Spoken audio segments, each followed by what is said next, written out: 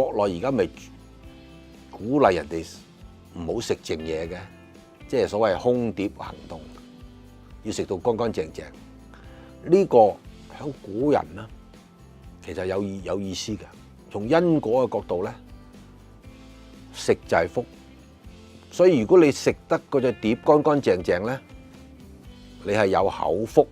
即係意思點啊？你後生嘅時候食得隻碟乾乾淨淨，你俾一碗飯你食乾淨晒佢咧，你老嘅時候咧就唔會食埋晒啲垃圾，同埋你老嘅時候咧唔會甚至餓親，或者食啲唔好嘅嘢，明唔明啊？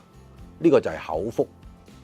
咁所以呢個食乾淨隻碟呢個行動咧，喺國內好重要嘅。知唔知點解？我食剩半碗飯，唔該你乘14億俾我睇下，可以砸死你嘅喎。嗰啲剩翻嘅飯有幾多食幾多，呢個係一個福嚟嘅，所以呢個亦都係環保嚟嘅。